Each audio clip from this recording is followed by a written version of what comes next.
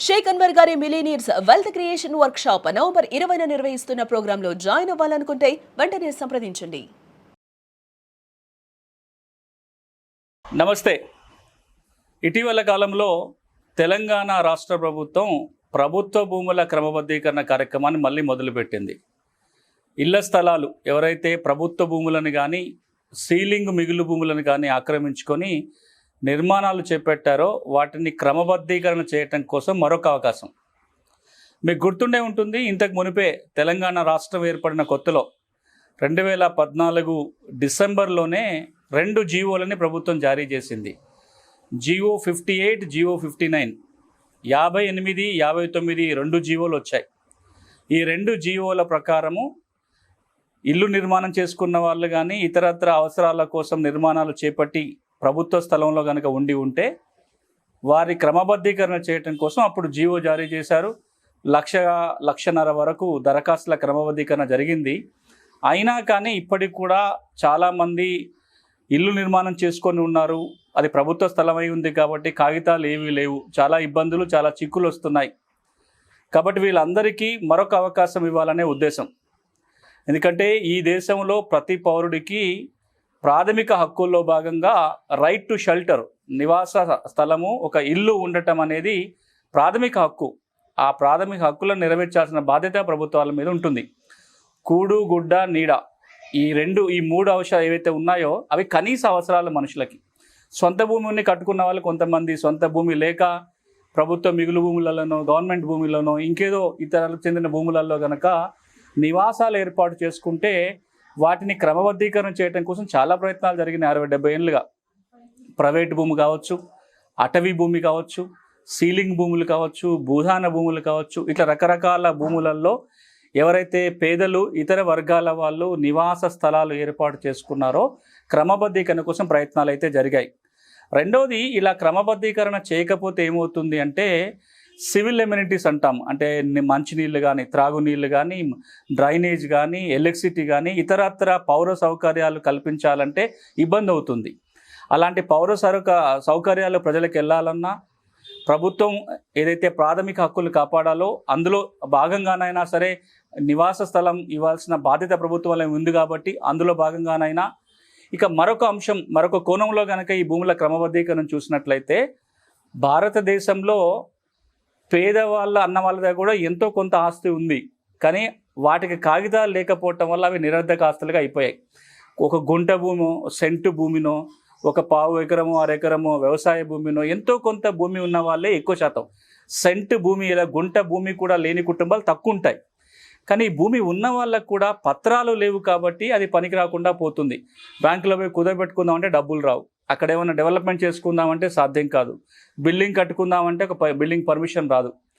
అందుకే ఒక ఆర్థికవేత్త ఏమంటాడంటే భారతదేశంలో కనుక ఎవరెవరికైతే భూములు కలిగి ఉన్న పేద కుటుంబాలు ఉన్నాయో, చిన్న మధ్యతరగతి కుటుంబాలు ఉన్నాయో వాళ్ళకున్న భూముల మీదనన్నా మనం హక్కులు గుర్తించి కాగితాలు ఇవ్వగలిగితే లక్షల కోట్ల సంపద సృష్టించబడుతుంది ఈ దేశంలో అంటారు.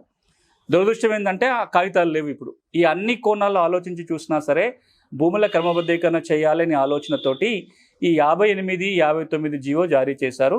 ఈ 58, 59 జీవో కింద మరొకసారి దరఖాస్తులు పెట్టుకోవటం కోసం ఫిబ్రవరి 21 నుంచి మార్చి 31వ తేదీ వరకు అవకాశం కల్పించారు. అంటే ఈ నెల 31వ తారీఖు వరకు కూడా దరఖాస్తులు పెట్టుకోవడానికి అవకాశం ఉంది. ఈ నేపథ్యంలో ఎవరు దరఖాస్తు పెట్టుకోవచ్చు, ఎలాంటి భూములని క్రమబద్ధీకరణ చేస్తారు, దరఖాస్తు ఏ విధంగా చేసుకోవాలి, ఎంత ఫీజు కట్టాలి, ఈ మొత్తం కార్యక్రమంలో ఎక్కడైనా ఇబ్బందులు ఉండి దరఖాస్తు తిరస్కరణకు గురైనా, ఇంకేదైనా వివాదం ఉన్నా, సమస్యలు ఉన్నా ఎవరిని ఆశ్రయించాలి, ఈ 5 కీలకమైన ప్రశ్నలు ఈ రోజున మన ఈ కార్యక్రమం ద్వారా ఈ 5 ప్రశ్నలకి సమాధానాలు వెతుక్కునే ప్రయత్నం చేద్దాం. ముందుగా ఎవరు అర్హులు, ఎవరు దరఖాస్తు పెట్టుకోవచ్చు? దీనికి 2-3 షరతులు ఉన్నాయి ఎవరు దరఖాస్తు పెట్టుకోవచ్చు అనే దానికి. ఒకటి, నివాస స్థలంగా అంటే అక్కడ ఇల్లు నిర్మాణం చేసుకొని ఉన్నా, కమర్షియల్గా కానీ ఇతర అవసరాల కోసం నిర్మాణం చేపట్టి ఉన్నా జూన్ 2, 2014 నాటికి ఆ భూమి మీ అనుభవంలో ఉండాలి. దేనికోసం మీ అనుభవంలో ఉండాలి అంటే ఒక ఇల్లన్నా ఉండాలి, ఇంకేదైనా బిల్డింగ్ నివాసం ఉండడానికి కాకుండా ఏదైనా కమర్షియల్ యాక్టివిటీ కోసమో లేదా ఒక చిన్న షెడ్ వేసుకొని ఒక షాప్ నడుపుతున్నారు, లేదా ఒక చిన్న షెడ్ వేసుకొని అక్కడన్నా చేతి వృత్తుల పని చేపట్టారు, లేదా ఒక ఇంకేదన్నా బిజినెస్ యాక్టివిటీ నడుస్తుంది, అలాంటి వాళ్ళు కూడా క్రమబద్ధీకరణ చేసుకోవచ్చు. ఇల్లు అయినా అంటే రెసిడెన్షియల్ పర్పస్ అయినా నాన్ రెసిడెన్షియల్ పర్పస్ అయినా జూన్ 2, 2014 కట్ ఆఫ్ డేట్. ఆ రోజుకి మీ అనుభవంలో అది ఉండాలి, ఆ భూమి ఉండాలి. ఇక రెండవ షరతు ఏంటంటే నివాస స్థలం అయితేనేమో కొంత ఉచితంగా కొంత ఫీజు వసూలు చేసుకొని రెగ్యులరైజ్ చేస్తారు. నివాస స్థలం కాని వాటికి ఏవైతే నాన్ రెసిడెన్షియల్ పర్పస్ కోసం వాడే వాళ్ళు ఎవరైతే ఉంటారో ఎవరైనా సరే బేసిక్ వాల్యూ కట్టి తీసుకోవాల్సిందే, అంటే ఫీజు కట్టాలి. ఈ ఫీజు కట్టడానికి సిద్ధంగా ఉన్న వాళ్ళు దరఖాస్తు పెట్టుకోవాలి. ఇక మూడో అంశం ఏంటంటే దీంట్లో మనం చూడాల్సిందల్లా ఆ రోజున మీ అనుభవంలో ఎంత భూమి ఉందనేది చూడాలి. అది స్లాబులను బట్టి ఫీజు చెల్లించాల్సి ఉంటుంది. ఇక ఫీజు వివరాలకు వచ్చినట్లయితే నాన్ రెసిడెన్షియల్ కోసం అయినట్లయితే మీ అనుభవంలో ఎంత భూమి ఉన్నా ఆ భూమికి 2014 జూన్ 2 నాటికి బేసిక్ వాల్యూ ఏదైతే ఉంటుందో ఆ బేసిక్ వాల్యూని ఫీజు కింద కట్టాలి. మీ అనుభవంలో ఒక 200 గజాల భూమి ఉంది, నాన్ రెసిడెన్షియల్ పర్పస్ కోసం వాడుతున్నారు, నివాసేతర అవసరాల కోసం వినియోగించినట్లయితే ఆ రోజుకి బేసిక్ విలువ ఏది ఉంటే మొత్తాన్ని కడితేనే రెగ్యులరైజ్ చేస్తారు, ఉచితంగా రెగ్యులరైజ్ చెయ్యరు.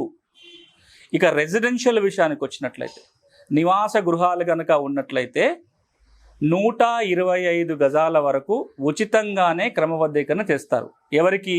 బీపీఎల్ కుటుంబాలకి, పేద కుటుంబాలకి 125 గజాల వరకు ఉచితంగా క్రమబద్ధీకరణ చేయటం జరుగుతుంది.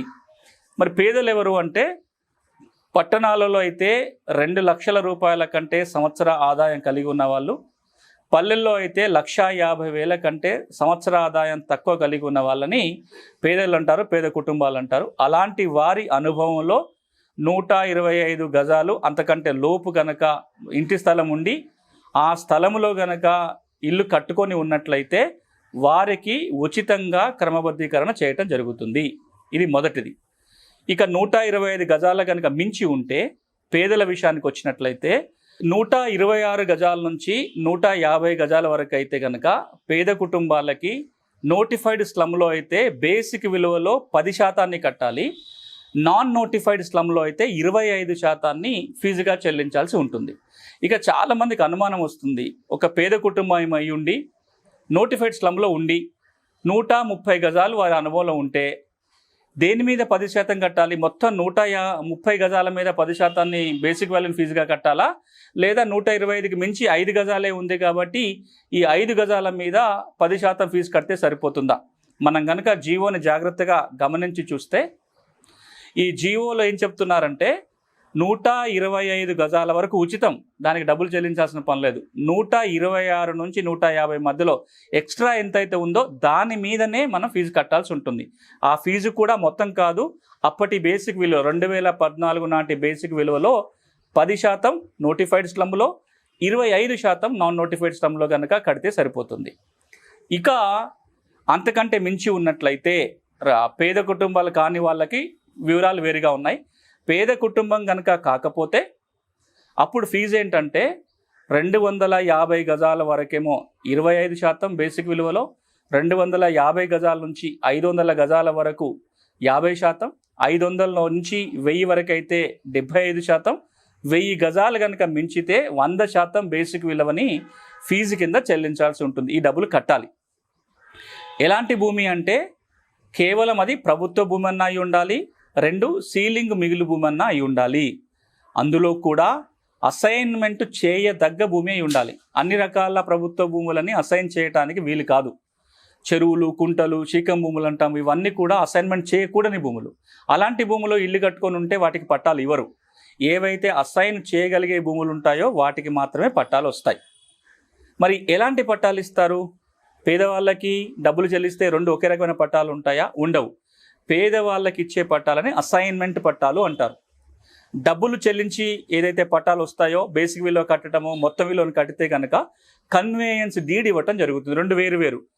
బేసిక్ వాల్యూలో ఏదైతే మనం కడతామో అప్పుడు కన్వేయన్స్ డీడ్ వస్తుంది. కన్వేయన్స్ డీడ్ కనుక వస్తే ఆ భూములు మళ్ళీ అమ్ముకోవచ్చు.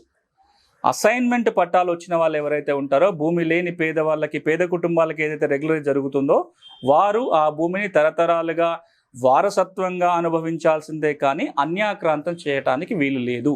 ఇవి నియమాలు. ఇక ఏమన్నా అభ్యంతరాలు ఉంటే, ఈ అంశం మీద కనుక వివాదం ఉన్నా, దరఖాస్తు తిరస్కరణకు గురైనా సరే అప్లికేషన్ చేసుకోవాల్సింది జాయింట్ కలెక్టర్కి దరఖాస్తు పెట్టుకోవాలి. మీరు పెట్టాల్సిన అప్లికేషన్ మీ సేవ ద్వారా చేయాల్సి ఉంటుంది. మీ సేవ ద్వారా దరఖాస్తు పెట్టుకున్నప్పుడు మీ దరఖాస్తుతో పాటుగా గుర్తింపు పత్రాలు కొన్ని పెట్టాలి. మీ భూమి మీ అనుభవంలో ఉంది చెప్పడానికి కొన్ని పత్రాలు పెట్టాలి. గుర్తింపు పత్రం కింద ఆధార్ కార్డు కానీ ఇతర ఏదైనా గుర్తింపు పత్రం జత చేయాల్సి ఉంటుంది. ఆ భూమి మీ అనుభవంలో ఉంది అని చెప్పడానికి కొనుగోలు చేసిన కాగితం ఏమైనా ఉంటాయి, కొనుగోలు డాక్యుమెంటు, దాంతోపాటు ఎలక్ట్రిసిటీ బిల్లు కానీ, వాటర్ బిల్లు కానీ, లేదా ఇతరత్ర పన్ను చెల్లించినట్టుగా ఆధారాలు ఉంటే అవి కానీ, ఇవేవి లేనప్పుడు ఆ భూమి మీ అనుభవంలో ఉంది అని చెప్పడానికి వేరే ఏ ఆధారాలు ఉన్నా జత చేసి దరఖాస్తు పెట్టుకుంటే దరఖాస్తులు ఎంఆర్ఓ ఆర్డీఓ కమిటీకి వెళ్తుంది. ఆర్డీఓ చైర్మన్గా ఉన్న కమిటీ పరిశీలించి అసైన్మెంట్ పట్టా కానీ కన్వెన్స్ డీడ్ కానీ ఇవ్వటం జరుగుతుంది.